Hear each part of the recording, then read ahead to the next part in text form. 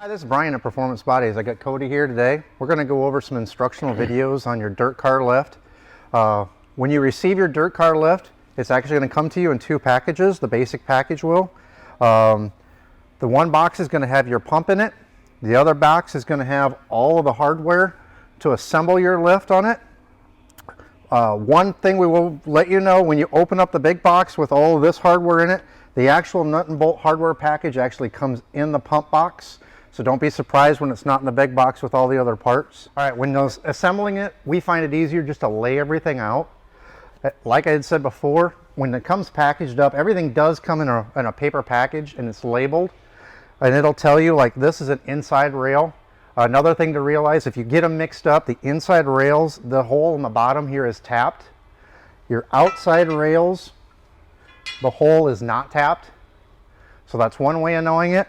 The bottom rail that goes on the outside is going to have a pinch point label on it, where the pinch point label will always stick up, and the top rail will not have that on there. So you'll have the same thing on both sides.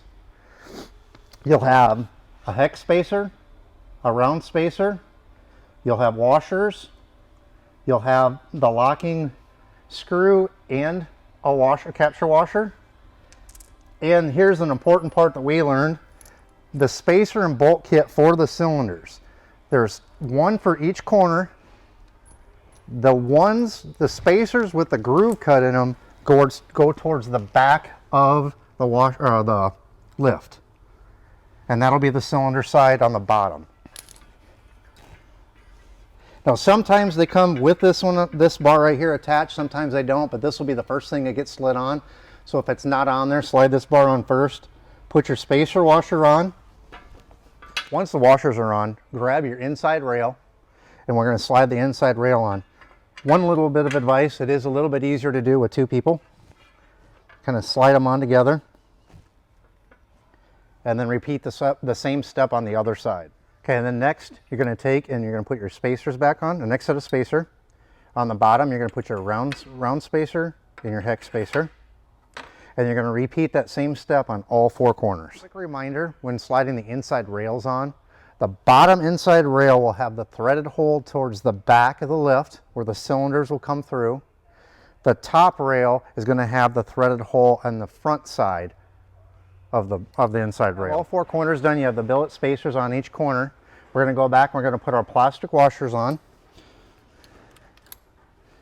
And then we're going to start with our outside rails, remembering the one with the pinch point sticker on it is the bottom rail. Both of those bottom rails have holes for the handle to go on, so you can have it on either side. Once you have all your outside rails on, our next step is we're going to slide on another plastic washer to all four corners. Then we're going to take the final bracket, outside bracket, slide it on all four corners. Okay, once you have your outside braces on, the last thing to do for the outside of this is to grab one of your washers and one of the Allen bolts. The recommendation is to put a little Loctite on each one of them and thread them in on each one. Once you put the washers on the outside, make sure you leave these loose. It's going to help you with assembling the cylinders and the rest of this. We're going to start now with assembling the cylinders. Like I had said to begin with, the washer or the spacer with the rings on them is for the back, so it'll be this end of the cylinders. And here's our next step. We just run our bolt in, run the smaller spacer the outside, run it through the eye of the cylinder. Once you get the bolt threaded through with both of the spacers in there, take your washer, your Allen insert nut, the safety nut here, and just put it on the inside. And you're just going to repeat that same process on the back side on both cylinders. Your cylinders in place and all locked down. The last step is going to be to tighten the bolts on the outside. Once you get your lift together, you're going to put your handle on and get it all assembled. It comes in 4 pieces, 1, 2, 3, 4, and all your bolts that go with it. And then you'll have 2 brackets, and then the hinges. And you can choose which side you want the handle on. Either side will work, so they both are drilled and tapped for the handle to go on either right, side. So once you get the lift all ready to go, you got your pump that comes with your Eco Lift, which doesn't come with your battery and fluid. We do have a kit that you guys can buy to go with it. It's 3 quarts of ATF and a battery. And then